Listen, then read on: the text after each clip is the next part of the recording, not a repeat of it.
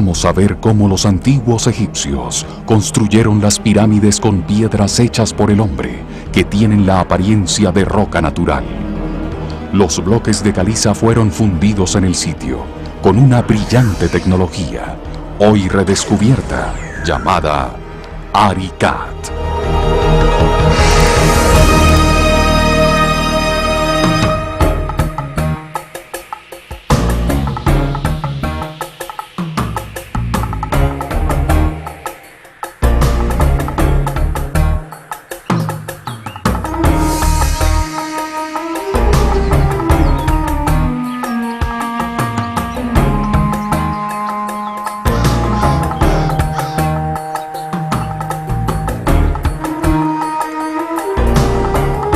Las pirámides, algunas como esta, enormes y majestuosas.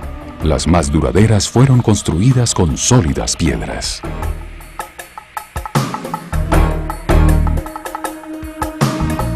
Piedras que han guardado un secreto durante miles de años. Solo hasta ahora, aunque parezca increíble, se ha logrado resolver el antiquísimo misterio de estas piedras egipcias.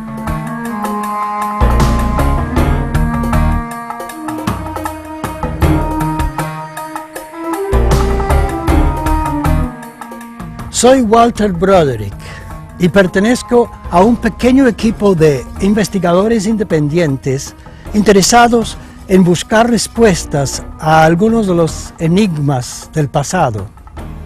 En la actualidad nos hemos enfocado en el misterio que encierran estas piedras egipcias, pues encontramos que la mayoría de la gente tiene un concepto equivocado acerca de ellas. Cree que las pirámides fueron construidas de una manera que, bien examinada, resulta imposible. A generaciones de niños de colegio se les ha pedido imaginar vastos ejércitos de esclavos egipcios que tallaban las piedras en lejanas canteras, las jalaban hasta aquí al lugar de las pirámides y luego las elevaban hasta colocar cada una en su sitio exacto. Pero, ¿cómo podría haberse hecho esto en realidad?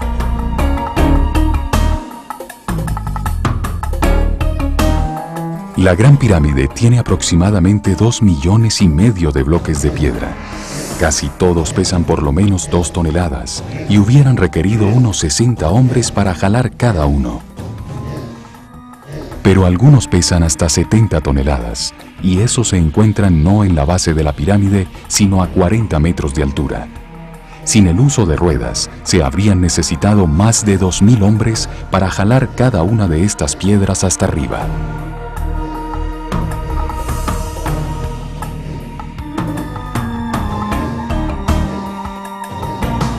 ¿Cómo lograron construirla en tan solo 20 años, que fue lo que reinó el faraón Keops? Para lograrlo, habrían tenido que colocar en su sitio por lo menos 400 bloques diarios a partir del día en que el faraón asumió el trono.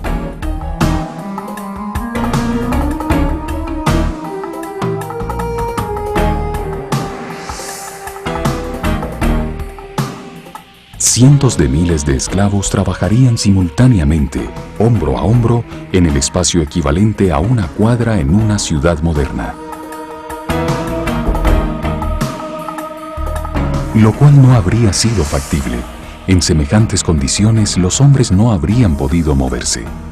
Entonces, ¿cómo fue construida la Gran Pirámide?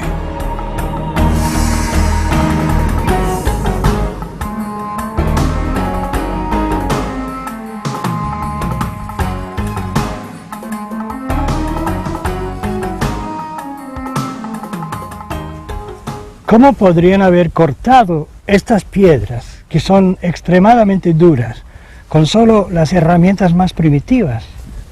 En el mejor de los casos, habrían tenido una sierra de cobre, algo parecido a esto.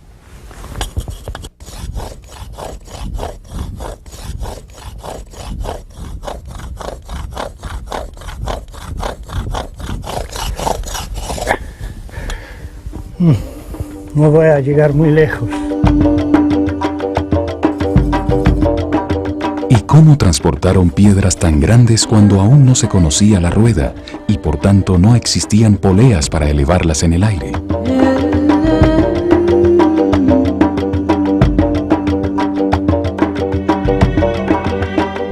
¿Cómo hizo una civilización sin metales duros para tallar los millones de bloques de la Gran Pirámide, ajustándolos a solo 10 tamaños exactos para que al colocarlos se pudiera evitar la formación de juntas verticales en toda la estructura? Por fin se ha encontrado la respuesta, pero antes de revelar el secreto de cómo las pirámides fueron fundidas en el sitio, observémoslas más de cerca. Y sobre todo, examinemos con cuidado estas misteriosas piedras con las que fueron construidas.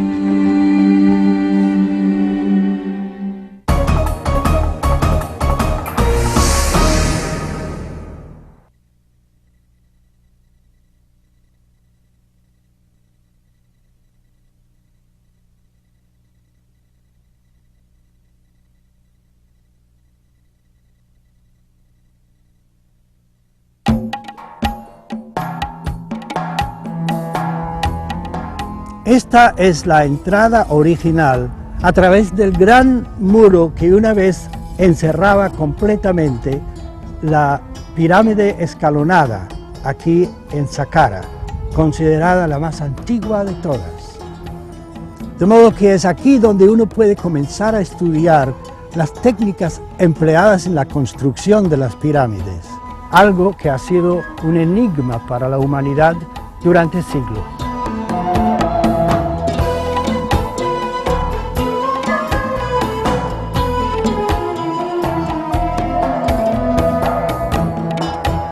Las pirámides en Egipto están concentradas en un área relativamente pequeña, muy cerca al Cairo, al oeste del río Nilo. Mudos testigos de una civilización desaparecida se levantan en silencio sobre las arenas del desierto. Durante miles de años, muchas de ellas estuvieron sepultadas bajo estas mismas arenas. Fue solo en los últimos 200 años que los arqueólogos comenzaron a descubrirlas. El estudio de esta cultura, desaparecida hace tanto tiempo, recibió un temprano estímulo cuando Napoleón Bonaparte encabezó una expedición a Egipto en 1798. Su propósito fue más allá de lo militar. Napoleón llevó consigo un gran equipo de expertos, ingenieros, geólogos y naturalistas, sin hablar de artistas y grabadores, quienes después de muchos años de trabajo produjeron el primer estudio impresionante y profusamente ilustrado de los monumentos egipcios. Gracias a Napoleón, fueron los franceses los que realizaron el primer inventario serio de cientos de tumbas y templos, de la majestuosa Esfinge y de las gigantescas pirámides de Egipto. El trabajo fue continuado más tarde por otros europeos, estudiosos alemanes y británicos, entre otros, y también por norteamericanos. Los arqueólogos trabajaron sin cesar a lo largo de los siglos XIX y XX.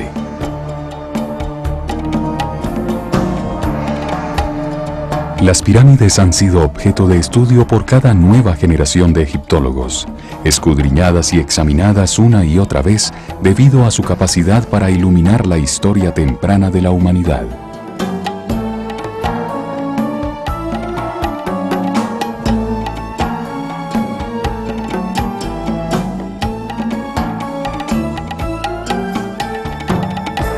Sin embargo, y a pesar de tan largos y exhaustivos estudios, muchos misterios quedaron sin resolver y muchas preguntas sin respuesta.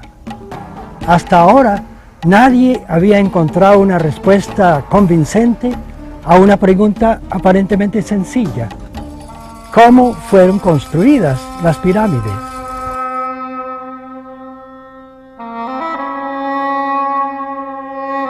Es muy extraño que las más imponentes de todas estas montañas hechas por el hombre no fueron las últimas en construirse, sino las primeras y más antiguas.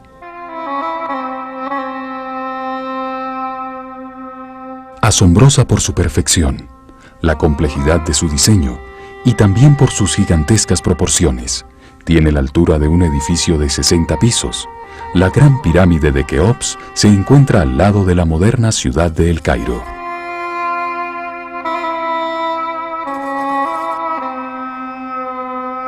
Como ya lo hemos dicho, el faraón Keops hizo construir la estructura completa durante el lapso de su reinado, es decir, en menos de 20 años, hace aproximadamente 5.000 años.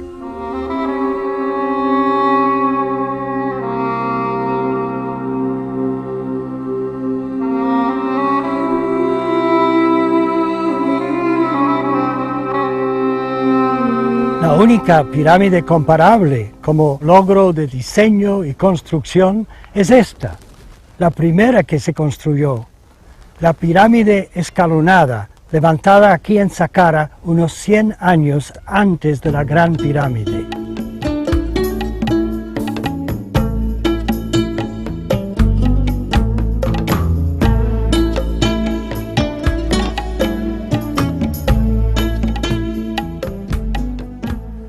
Una pista fundamental sobre cómo se construyó la Gran Pirámide estaba presente aquí todo el tiempo en la pirámide escalonada, pero los egiptólogos no la habían encontrado. Simplemente quedaron perplejos ante el misterio sin poder hallar una respuesta satisfactoria.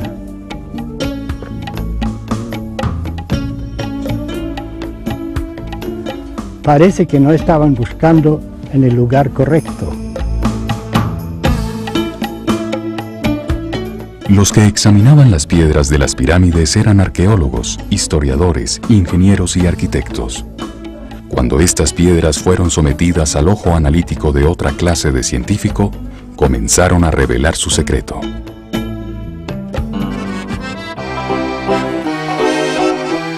El primer hombre en proponer una solución razonable fue Henri Le Chatelier, químico, ceramista y metalúrgico nacido en Francia en 1850.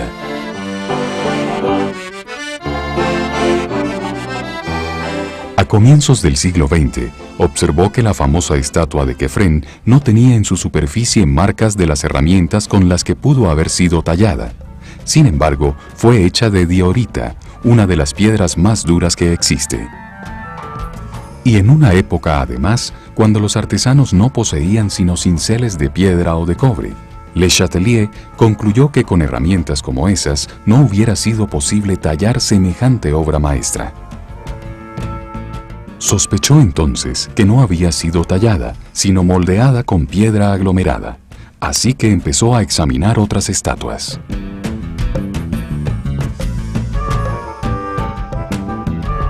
Se concentró en unas aparentemente esmaltadas, cortó secciones de ellas con una sierra de diamante y encontró que el esmalte no era una capa aplicada a la superficie, sino parte integral del material en el que estaba hecha la estatua.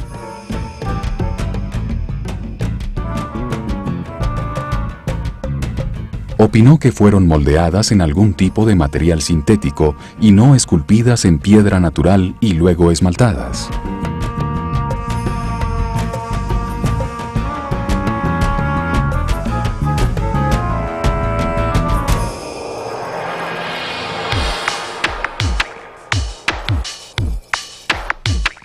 En tiempos más recientes, en Saint-Quentin, cerca de París, otro francés, el Dr. Joseph Davidovits, retomó el estudio donde lo había dejado su predecesor. El Dr. Davidovits es un científico célebre por sus investigaciones en un ramo de la química que estudia polímeros, materiales naturales hechos de moléculas compuestas a temperatura ambiente.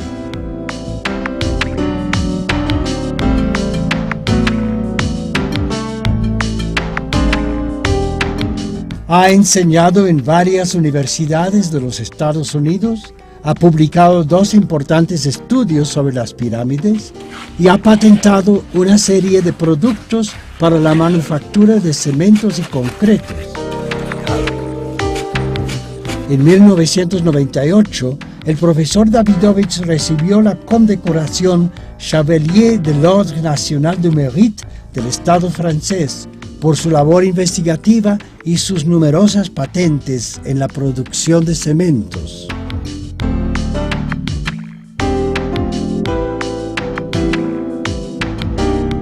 Siguiendo los pasos de Le Chatelier y armado con sus conocimientos químicos y su especialización en cementos y piedras aglomeradas, el doctor Davidovich empezó a estudiar los materiales con los que se hicieron las pirámides.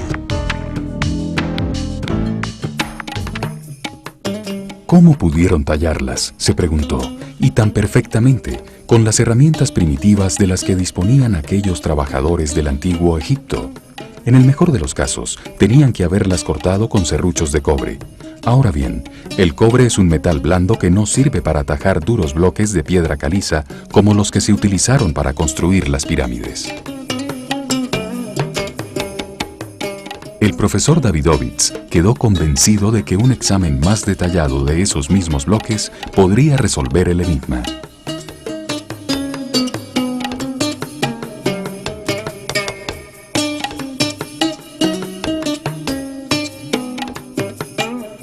Parece haber acertado.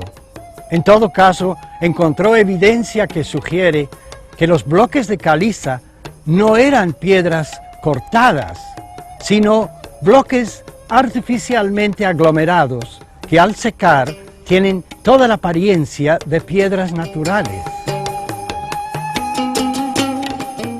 Los bloques de las pirámides son de roca caliza, una piedra formada por los sedimentos de esqueletos y de conchas fosilizadas. Estos restos fosilizados se encuentran normalmente sedimentados en capas horizontales. Sin embargo, en las piedras de la Gran Pirámide los encontré mezclados hacia todas las direcciones en un revoltijo al azar, como si hubieran sido mezclados artificialmente.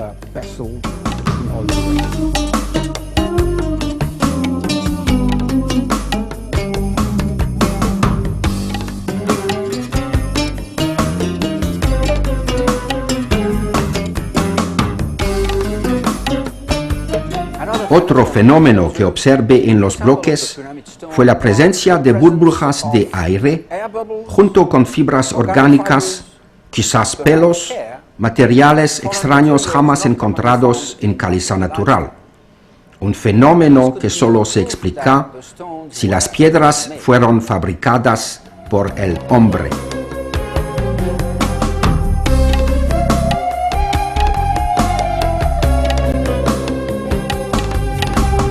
Algo más me intrigaba. Si las piedras fueron talladas, como cree la mayoría de las personas, ¿dónde están los desperdicios y fragmentos de los bloques rotos? La caliza es una piedra que con frecuencia se parte cuando es cortada. 25 millones de toneladas de bloques de caliza tendrían que haber producido millones de bloques quebrados. Sin embargo, no se ha encontrado ni rastro de ellos. ¿Dónde están?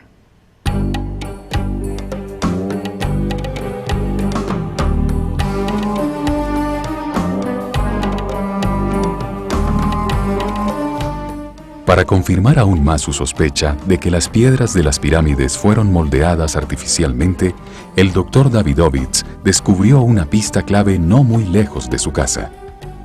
Fue en el Museo del Louvre, en París, donde se preserva la estela de Irtisen.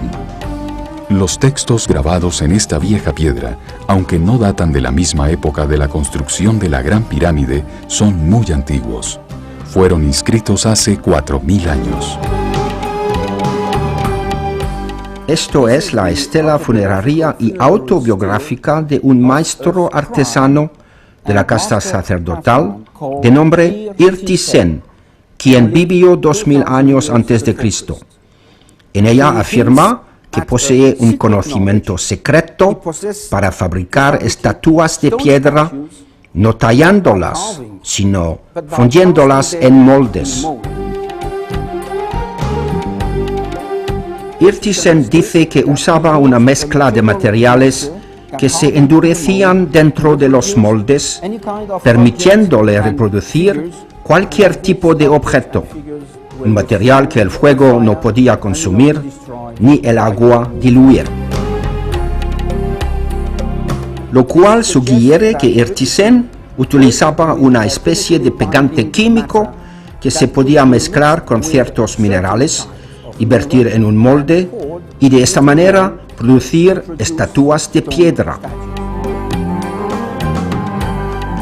El profesor Davidovich había empezado a elaborar su tesis y estaba muy contento de haber encontrado este indicio.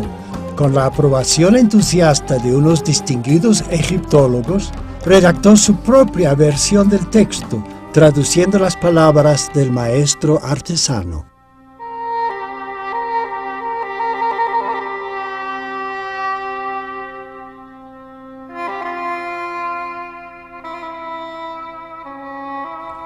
Conozco el secreto de los jeroglifos.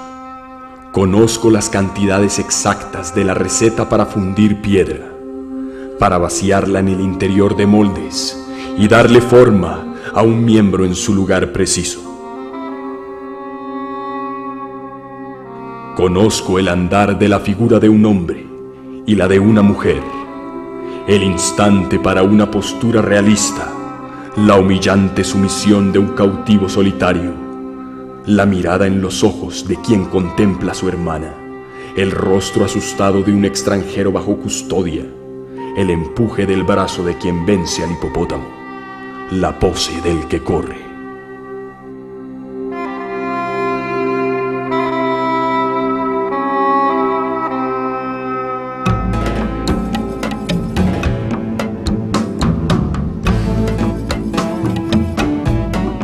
Sin embargo, para el doctor Davidovich, este texto, aunque muy significativo, fue solo un comienzo. Unos datos más importantes aún sobre técnicas de aglomeración estaban esperando para ser descifrados en otra antigua estela que se encuentra aquí en la isla de Sehel, sobre el gran río Nilo.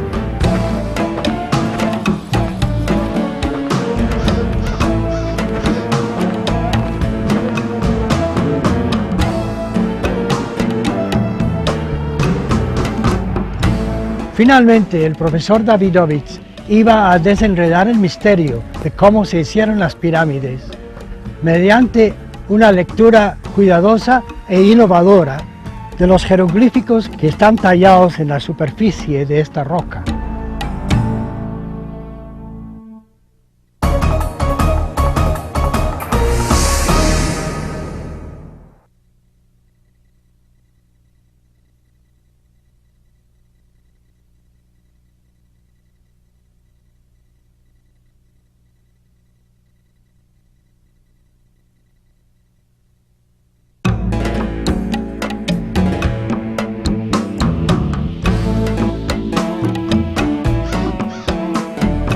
Esta roca se conoce como la Estela de la Hambruna y ocupa su sitio original aquí en la isla de Sehel, sobre el río Nilo. Su texto aparece, como pueden ver, en jeroglíficos, ocupando 32 columnas que deben leerse de derecha a izquierda.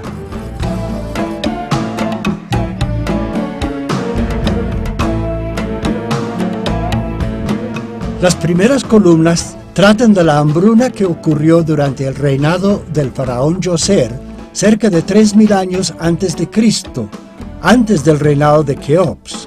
Los jeroglíficos relatan la siguiente historia. Por muchos años, el Nilo crecía hasta inundar las llanuras a su alrededor, convirtiéndolas en suelo apto para la agricultura.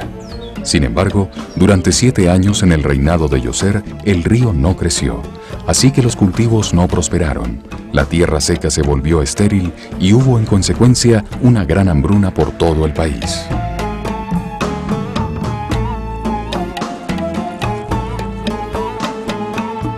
Pero el interés del profesor Davidovich se enfocó no tanto en los pasajes históricos sobre la hambruna, como en aquellos que describen una fórmula química empleada en tiempos antiguos por un sacerdote, el sabio Imhotep, para fabricar bloques de piedra aglomerada.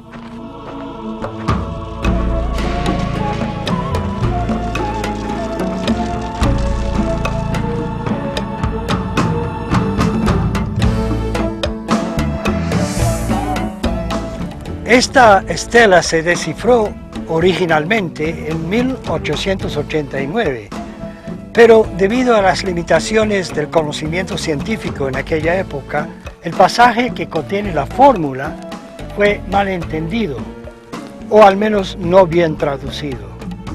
Ahora, el profesor Davidovich, con sus conocimientos de la química, ha podido descifrar su verdadero sentido. En esta sección de la estela, conocida como las revelaciones de Imhotep, una de las palabras más significativas que descifré y entendí es Ari-Kat, un compuesto de dos jeroglíficos que forman un solo adjetivo. Ari es el participio pasado de un verbo que significa trabajar con o dar forma, simbolizado por un ojo y una figura humana sentada, que indica que el trabajo es hecho por el hombre. Al añadir una segunda palabra, kat, los dos brazos alzados y el semicírculo, se le agrega el sentido de algo creado.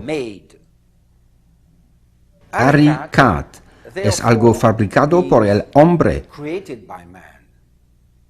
Y cuando se asocia con los minerales, como en este caso, significa algo procesado o hecho sintéticamente. Ahora el profesor Davidovich estaba seguro de que su teoría era correcta. La respuesta al enigma de las pirámides se encontraba en su ramo particular de la ciencia, la química, o más bien, para darle su nombre antiguo, la alquimia. Y el alquimista en cuestión era el gran Imhotep.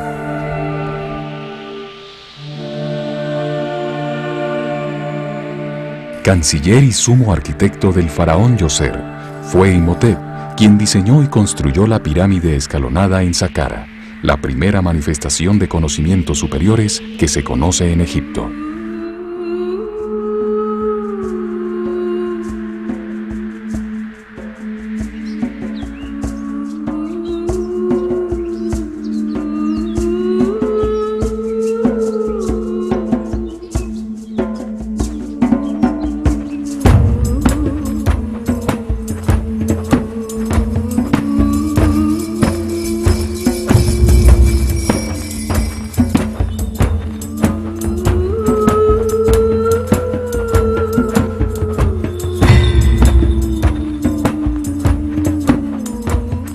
Imhotep pertenecía a una cerrada organización de sacerdotes llamada la Escuela de Misterios del Ojo de Horus, guardianes exclusivos del conocimiento en el antiguo Egipto.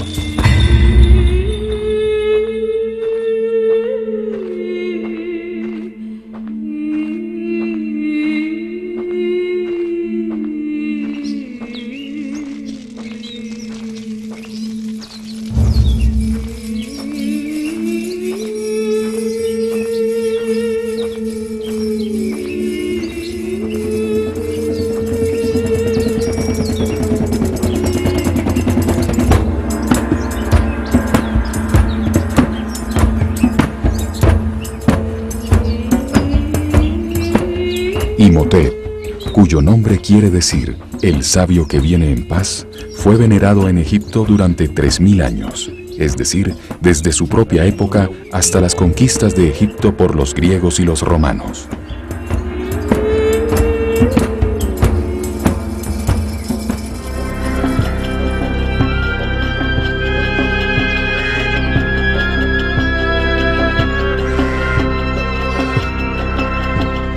El padre de Imhotep era el arquitecto del faraón, un noble hereditario que pudo determinar el destino de su hijo. Decidió matricularlo en el sacerdocio y a una muy temprana edad la madre de Imhotep llevó a su hijo por el río Nilo hasta su nuevo hogar en el templo de Anú.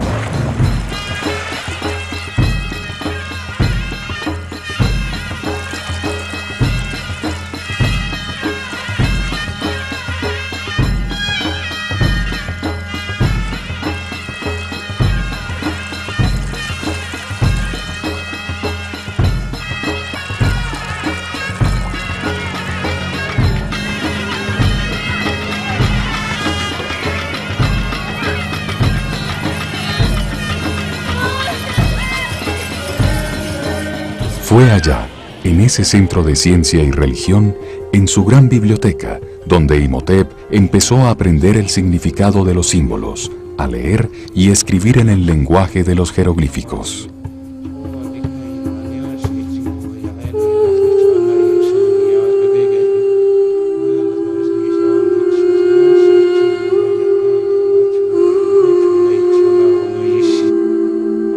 Con el transcurso del tiempo, estudió diseño de templos, además de técnicas constructivas, geometría, medicina y todo lo que los sabios sacerdotes habían entendido sobre la estructura del universo.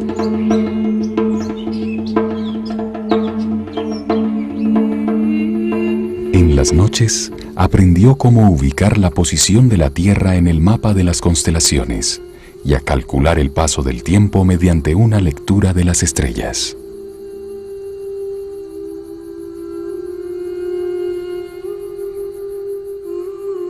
Su guía espiritual le enseñó el significado sagrado de las deidades egipcias con sus cabezas de animales, cada una representando una cualidad universal bien expresada por el animal.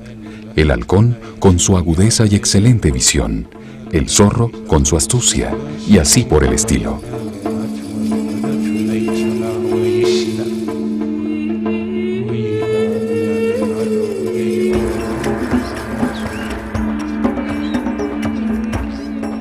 Un buen día, su mentor decidió que ya había alcanzado un grado de sabiduría tal que merecía ser ascendido y entrar al segundo sector del templo, donde iniciaría su entrenamiento en asuntos de alquimia. Los más experimentados alquimistas trabajaban allí, aglomerando la piedra para moldear las vasijas sagradas.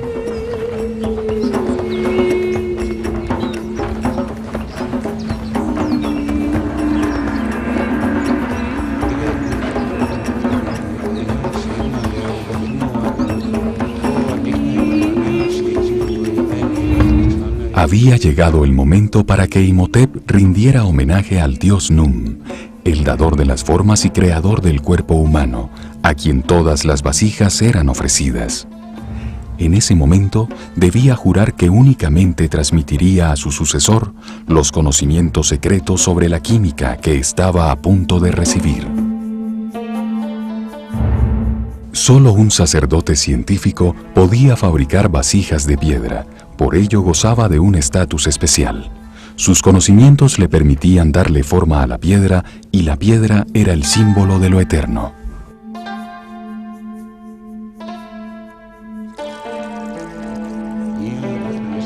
Ahora Imhotep pertenecía al cerrado círculo de los que sabían usar las sustancias químicas transformadoras. La primera de todas, una muy abundante en Egipto, la sal de natrón, un mineral cristalino que reacciona fácilmente con la mayoría de las sustancias conocidas.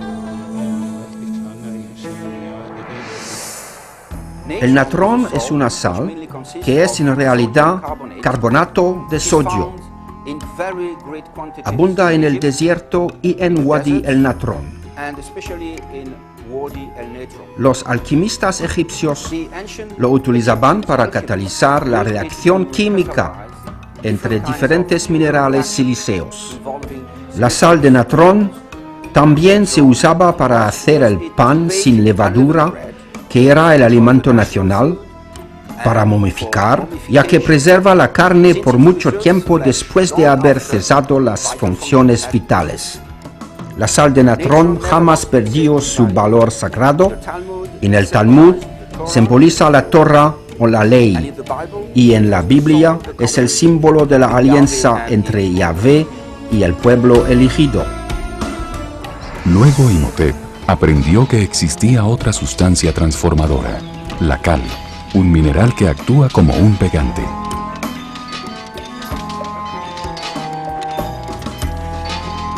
Aprendió que para producir la cal había que quemar y reducir a cenizas rocas como la caliza y la dolomita, formadas por los restos sedimentados de los organismos marinos.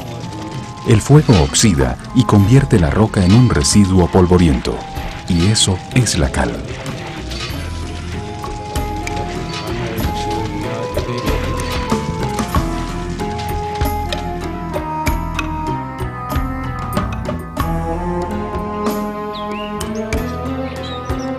Las cenizas de leña también son ricas en cal, y los sacerdotes establecieron la costumbre de recibir como ofrenda las cenizas de las cocinas de todo Egipto.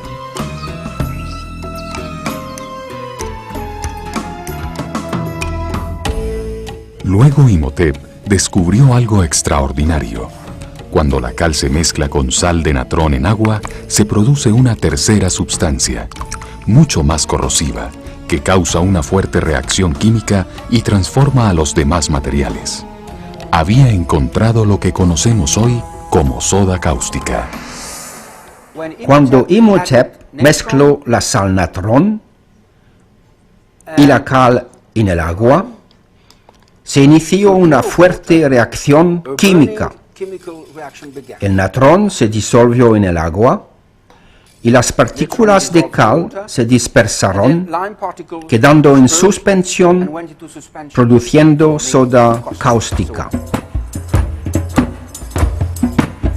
Todo mineral silíceo que contenga agua en su estructura reacciona fácilmente con la soda cáustica, formando silicato de sodio, lo que los antiguos llamaron vidrio soluble. El vidrio soluble, mezclado con los minerales azules, la turquesa y la crisócola, producen un pegante especial, un cemento basado en agua, usado para moldear vasijas y estatuas en piedra. Este cemento egipcio era un pegante muy poderoso que integraba al aluminio y los sílices en un nuevo compuesto, un mineral sintético llamado zeolita, que tiene toda la apariencia de roca natural.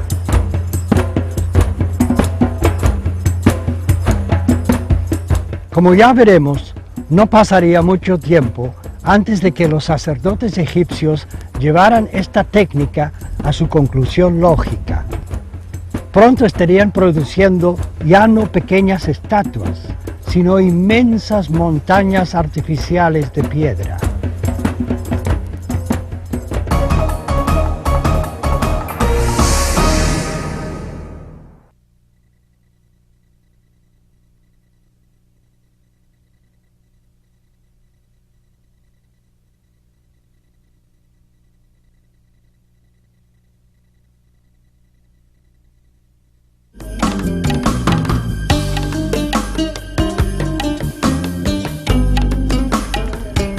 Veníamos hablando de Imhotep, el sacerdote y alquimista del antiguo Egipto. Ahora bien, los conocimientos que había adquirido hasta entonces solo le permitían moldear pequeñas vasijas sagradas que parecían hechas de piedra natural. Era un logro impresionante. Sin embargo, todavía le faltaba mucho por recorrer. Tenía que descubrir cómo aplicar estos conocimientos en una escala masiva para poder construir un eterno tabernáculo para su Dios, un monumento gigantesco de piedra, ya que para los egipcios la piedra simbolizaba la eternidad.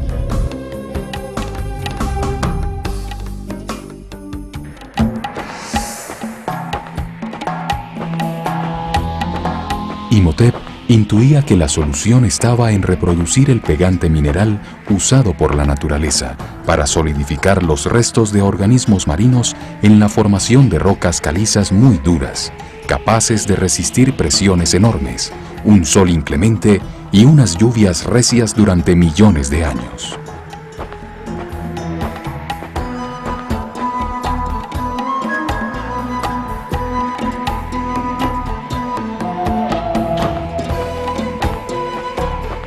Sus investigaciones lo llevaron a encontrar en Saqqara dos clases diferentes de estratos de caliza que contenían conchas y arcilla. Una caliza de roca durísima, imperecedera. La otra, una caliza muy blanda, que se deshacía fácilmente bajo presión o al humedecerla con agua.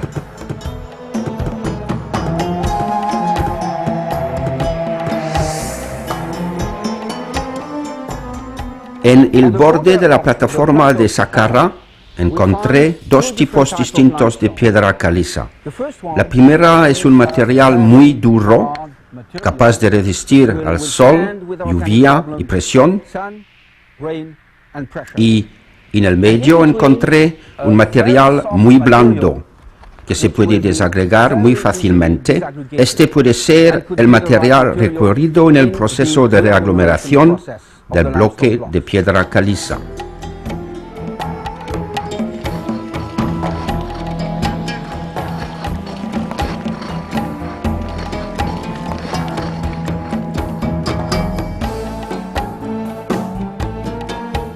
Cuando Imhotep aplicó agua a la caliza blanda, se deshizo, dejando una greda blancuzca y arcillosa con los restos de los organismos marinos en el fondo.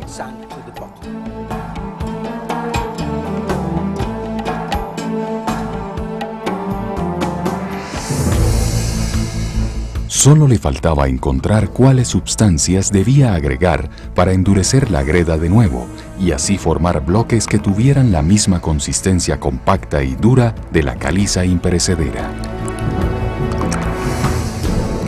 Seguramente Imhotep experimentó con varias sustancias hasta que mezcló esa greda de caliza suave con soda cáustica.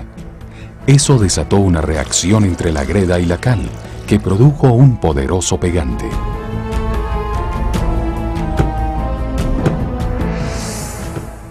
La soda cáustica es un alcalino muy agresivo que ataca la arcilla, transformándola en una roca llamada zeolita o feldespato.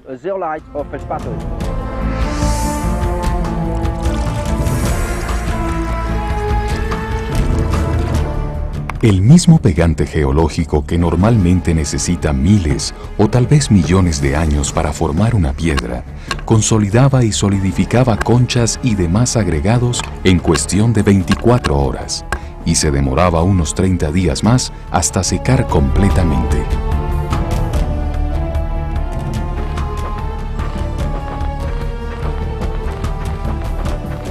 Esta mezcla se endureció formando un bloque altamente resistente. Imhotep pudo presentar un bloque de piedra artificial a su soberano, el faraón Djoser. No era muy grande, pero como adelanto científico, era enorme.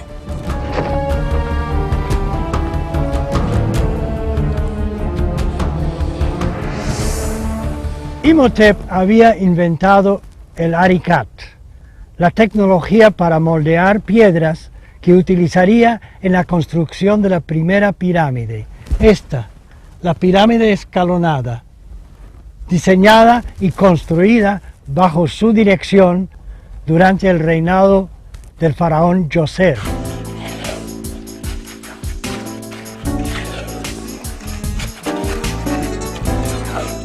Con el tiempo, la antigua alquimia de Imhotep se perdió, para ser reinventada 5000 años después por el profesor francés Joseph Davidovich en su laboratorio de Saint-Quentin, cerca de París.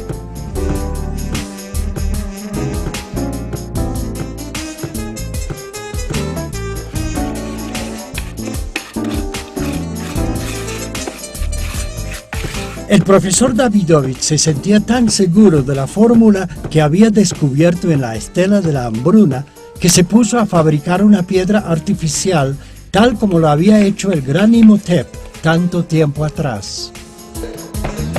Su experimento fue un éxito.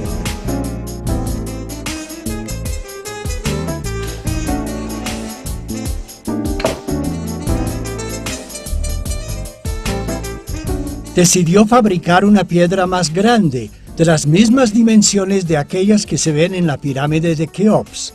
Siguiendo la receta de Imhotep, el profesor produjo un bloque de 2 toneladas.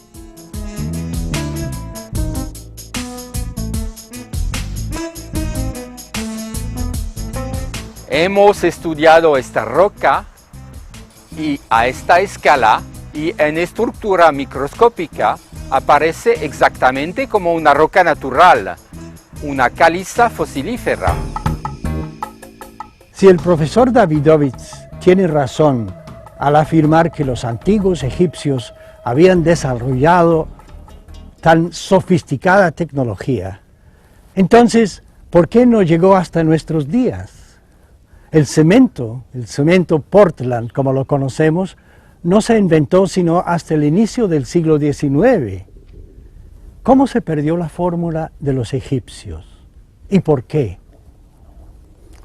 No lo sabemos, pero es un error suponer que las tecnologías y las innovaciones más recientes son necesariamente superiores a las antiguas. Muchos son los descubrimientos científicos de tiempos antiguos que se perdieron para luego ser reinventados. En Egipto, la revolucionaria tecnología empleada en la construcción de las pirámides no era ampliamente conocida. Al contrario, era propiedad exclusiva de un pequeño grupo de sacerdotes.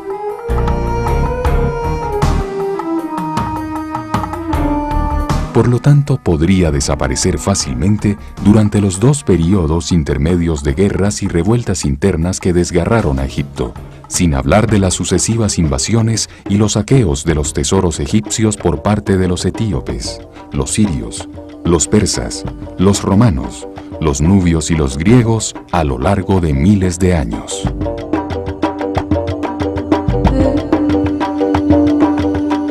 Y no solo se perdió la tecnología, también llegó el momento en que las grandes obras agotaron las minas y canteras y ya no se disponía de cantidades suficientes de los materiales precisos para trabajar. Existen jeroglíficos que registran sus expediciones en busca de los materiales requeridos y, como se sabe, no los encontraron.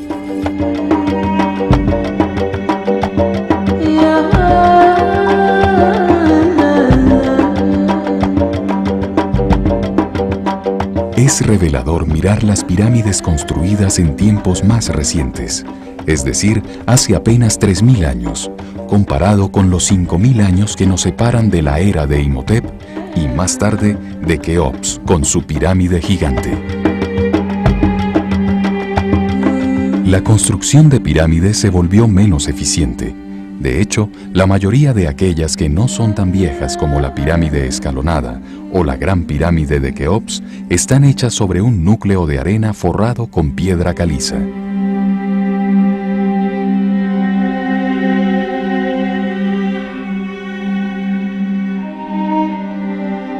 Tenemos dos tipos diferentes de construcción de pirámides.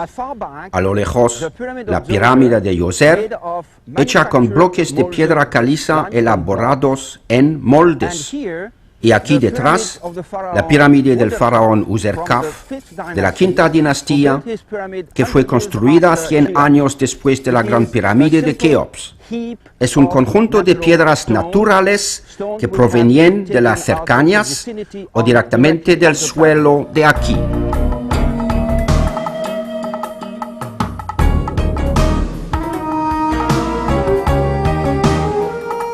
Al quitar su recubrimiento, como sucedió cuando nuevos constructores reciclaron sus bloques para construir otros monumentos, esas pirámides se derrumbaban. Su material no era comparable con aquellas piedras duraderas con las que se hicieron las estructuras más antiguas.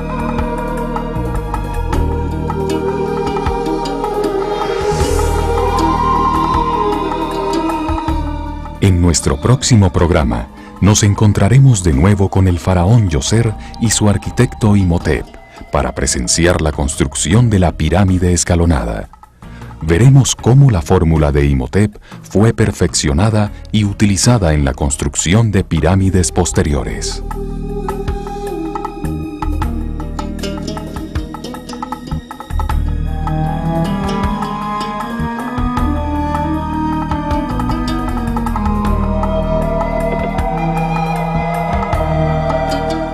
Seremos testigos de cómo el tamaño de las piedras aumentó gradualmente durante la era de la construcción de las pirámides, desde los pequeños bloques de Imhotep que pesaban unos pocos kilos hasta los enormes bloques y vigas de soporte que pesaban cientos de toneladas, imposibles de jalar y elevar sin ruedas ni poleas. La explicación propuesta por el Dr. Davidovich todavía no ha sido aceptada universalmente por los egiptólogos. Muchos siguen propagando la imagen de cómo miles de esclavos jalaban las piedras a los sitios de las pirámides para luego elevarlas mediante rampas. Pero si el Dr. Davidovich tiene razón, y todo parece indicar que sí la tiene, entonces su hallazgo va a tener grandes repercusiones. La egiptología, como ya se ha dicho, es una ciencia relativamente nueva. Algunos dirían que aún está en su infancia.